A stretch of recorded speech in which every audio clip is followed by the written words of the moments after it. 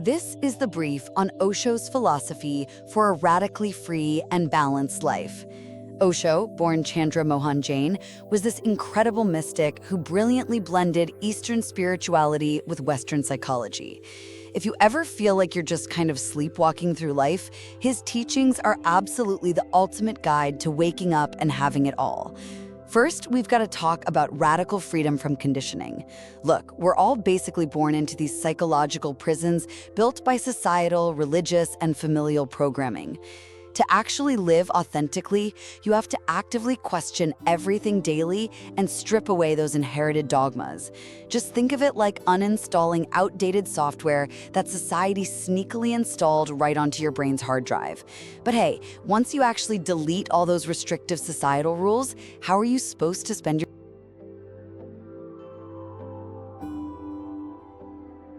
Second, you embrace his most famous concept, Zorba the Buddha.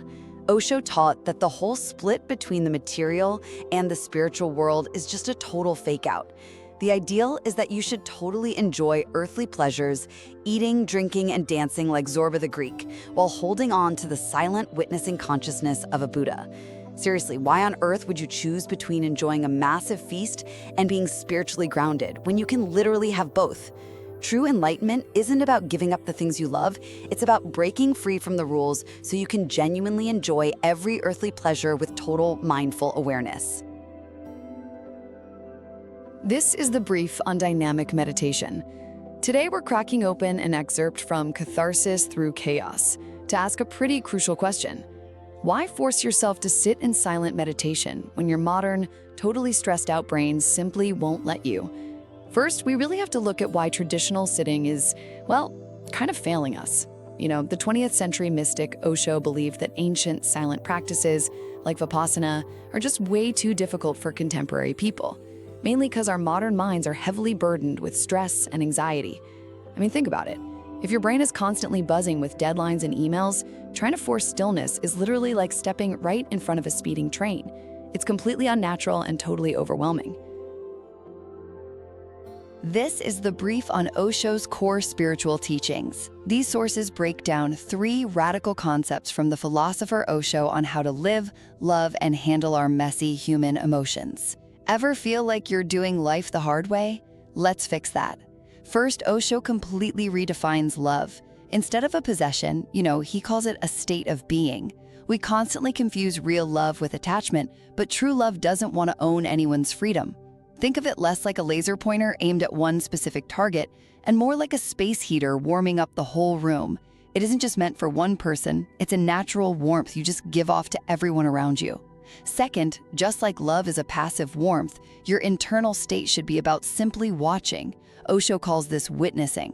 Listen, you aren't your body or your racing thoughts, you're just the silent observer behind them. What if you stepped back and watched your own thoughts the exact same way you'd watch strangers walking past on a park bench? By practicing this quiet observation during everyday tasks, you totally detach from that exhausting mental chatter and find true peace. Finally, the ultimate test of being that silent observer is handling our ugliest emotions. Osho is fiercely against repressing things.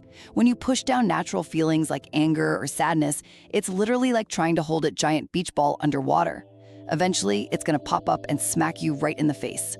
Instead, practice radical acceptance. Feel them completely, watch them without judgment, and just let them pass right through you. So, stop trying to own people, start observing your mind, and let your feelings flow without a fight. Welcome to The Explainer. Today, we're exploring a pretty powerful path to personal freedom. So, let's jump right in with a question. What if your greatest obstacle is you? Okay, our journey starts with breaking down a concept we all deal with, the ego. The thing is, the ego isn't who you really are. It's just a mask we've built. And that mask, it's always comparing, always competing, and it's always feeling threatened. True spiritual awakening, it really just starts when you let that mask drop. What you find is this deep connection you have with literally the entire universe. So once you set the ego aside, life looks, completely different. It becomes a celebration. This is the whole idea of Leela, that existence is a divine play.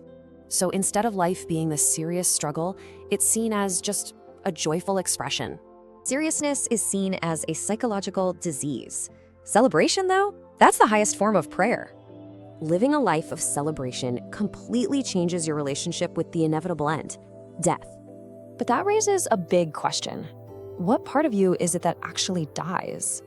Well, what dies is the body and the ego, but your consciousness, that's eternal.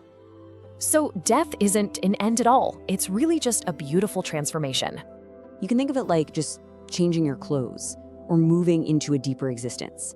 By living life all in, you can face death with, believe it or not, absolute peace. And this entire inner journey, it ends with you becoming the spirit of the rebel. Now, it's really important to get the difference between a revolutionary and a rebel. The revolutionary fights the system, right? But they often just swap one kind of control for another. But the rebel, their path is totally different. They drop ideologies and just follow their own truth. So the whole journey is inward. It's about dropping the ego to live an authentic, celebrated life.